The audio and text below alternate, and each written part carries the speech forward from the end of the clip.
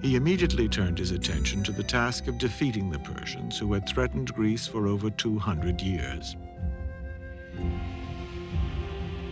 The Greeks fought their way southward until finally, at the age of 25, Alexander decisively defeated the king of Persia, coercing the king's forces to flee occupied Egypt.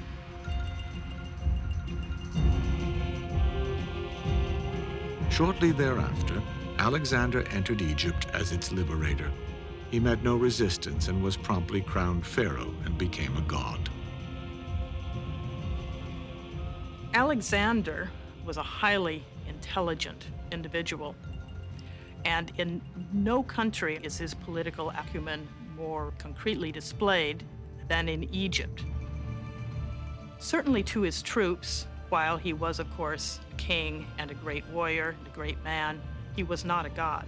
However, he and his advisors were intelligent enough to see that if he was going to be able to control Egypt, he would have to assume the mantle of the Egyptian kings and be worshipped as a divinity. Although Alexander was now pharaoh of Egypt, his destiny lay elsewhere. Shortly after founding the city of Alexandria and naming it the capital of Egypt, he continued to conquer foreign lands as far away as India.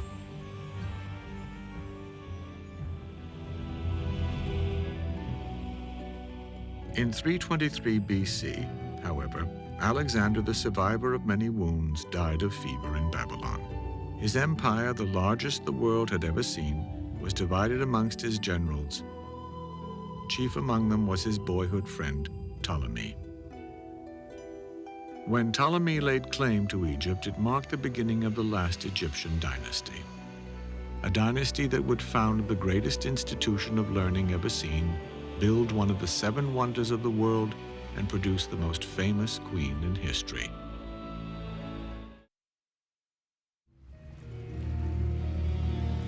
Hidden beneath the harbor of the ancient city of Alexandria are clues to mysteries that have gone unsolved for over 2,000 years. Rulers of empires once strolled along these paths. Submerged by an earthquake and only recently uncovered, these ruins provide us with a glimpse into the world of ancient Egyptian royalty. Here lie the remains of the palace of Cleopatra.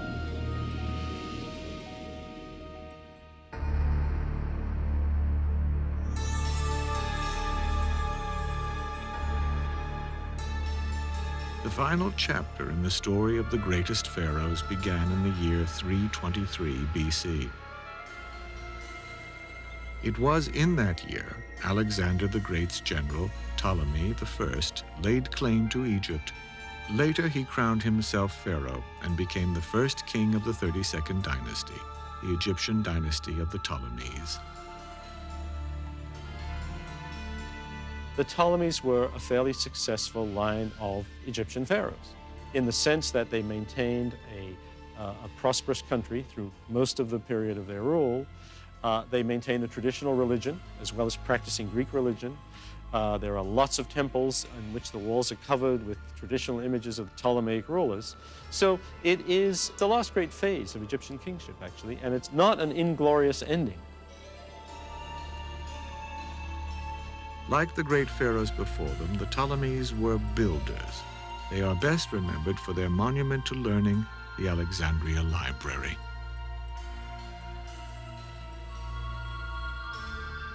Hundreds of thousands of written works were stored there, but it was more than a library. It was the literary and scientific seat of its time. The first place in history where scholars from every corner of the known world and every field of study congregated for the sole purpose of seeking knowledge.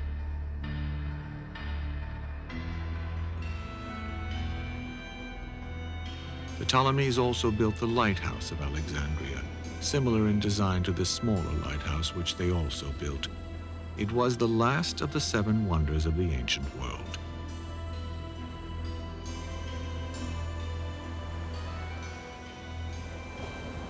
The great lighthouse once stood at the site of this citadel and rose 400 feet above the harbor. Its beacon, was created by huge fires that were visible to sailors more than 100 miles out to sea.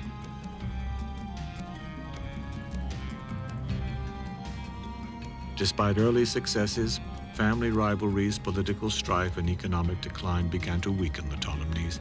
Eventually, the ever-increasing power of Rome determined the fortunes of Egypt.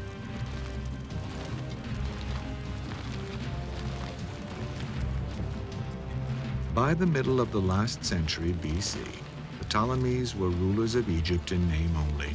Julius Caesar held the real power over the land of the Nile.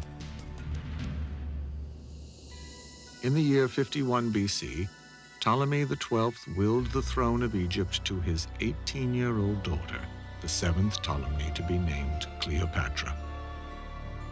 But she was forced to share the throne equally with her 10-year-old brother, Ptolemy XIII.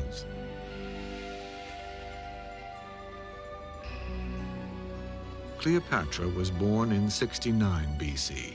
She spoke 7 languages and was the only one of the Greek pharaohs capable of speaking Egyptian. Contrary to popular mythology, Cleopatra was not physically beautiful. It is said, however, that she possessed exceptional intelligence, charm, and a beautiful voice.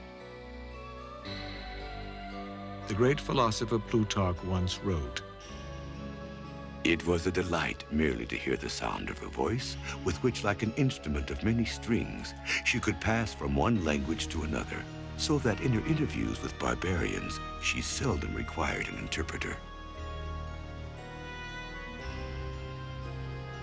Cleopatra used and needed all of her talents to maintain control of her beloved Egypt. Not long after taking the throne, differences between Cleopatra and her brother resulted in outright civil war. Some experts argue that the Alexandria Library was destroyed in the conflict. Cleopatra was forced to flee briefly to Syria, but returned to Alexandria upon hearing that Julius Caesar had arrived there from Rome. She realized, with the growing power of Rome in the Mediterranean world, that there was very little hope of her maintaining her status as Queen of Egypt. So much so, when Julius Caesar came to Egypt, as we all well know from the many plays and scenarios written subsequently, she beguiled him. Wrapped in a carpet, Cleopatra's servants smuggled the queen into Alexandria and carried her up to Caesar's quarters. The carpet was presented as a gift, and when it was rolled out, the Queen of Egypt was revealed. Caesar was enchanted, and Cleopatra gained the ally she needed. Defeated, her brother Ptolemy XIII mysteriously drowned.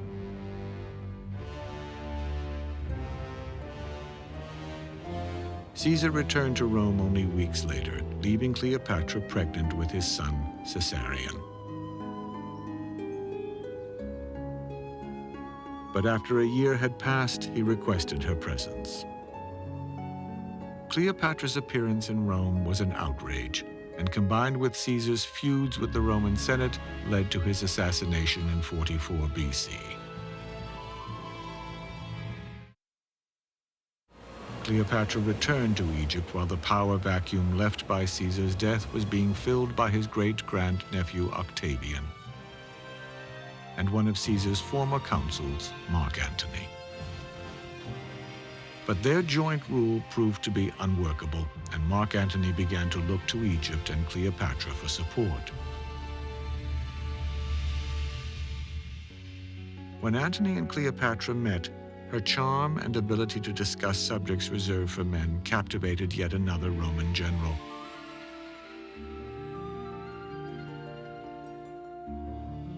It was the beginning of a love affair and a political alliance that would determine both of their fates and the fate of Egypt.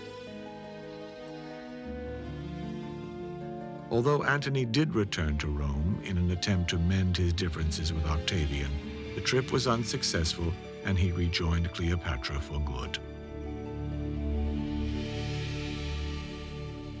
Whatever he may have wanted from her personally and emotionally, he also wanted money, timber for his ships, and she wanted further grants of territory, further political guarantees. They were always allies as much as they were lovers. Mark Antony was committed to Cleopatra and the 2 children she had bore him. He proclaimed that Caesarion, her son by Julius Caesar, was the legitimate heir to the leadership of Rome, and presented Cleopatra with gifts of Roman land. We have the situation of a noble Roman, a great Roman general, at one point giving away parts of the Roman Empire to an Eastern queen, and that was not to be tolerated by the Senate in Rome. That's why Mark Antony was declared public enemy #1. Manipulating these feelings to his benefit, Octavian obtained the backing of the Roman army and declared war on Antony and Cleopatra.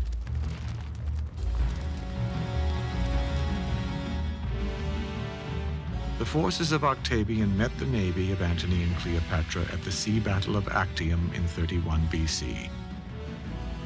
The Romans succeeded in surrounding the Egyptian fleet, and the day belonged to Octavian. Seeing defeat, Cleopatra and Antony made their escape.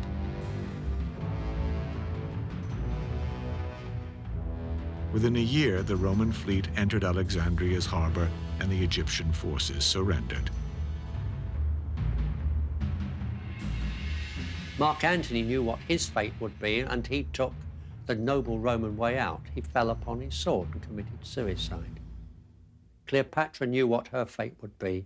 Golden chains on her wrists and ankles in a great triumph in Rome. She couldn't beguile Octavian as she had been so successful with Mark Antony and with Julius Caesar.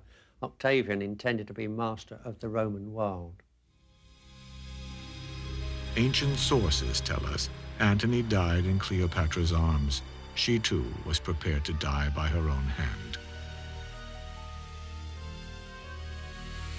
Cleopatra gave orders to have a poisonous snake brought secretly to her. With her servants in attendance, the serpent coiled around her arm and executed a fatal bite. Cleopatra was 39 years old. It may not have been such a bad kind of death. It was actually a fairly normal form of capital punishment in Egypt at the time. So Cleopatra would have known what it was like to die this way. The moment Cleopatra took her last breath, the age of the pharaohs was over. It was a fitting end to one of the greatest love stories of all time, and for the ancient Egypt civilization that lasted longer than any other.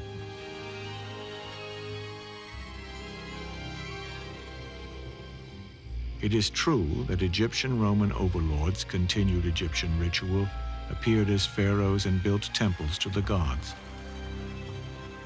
But these actions were purely for the purpose of maintaining control over the population.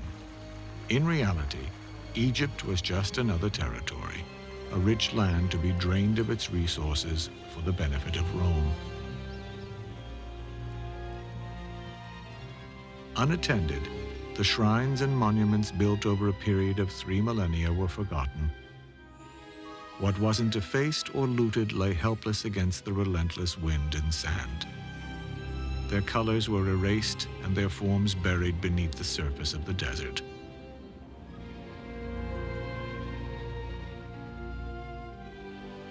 Now the voices of the god-kings were silent. The Egypt of the pharaohs, the old civilization, the great empire of the Nile had come to an end.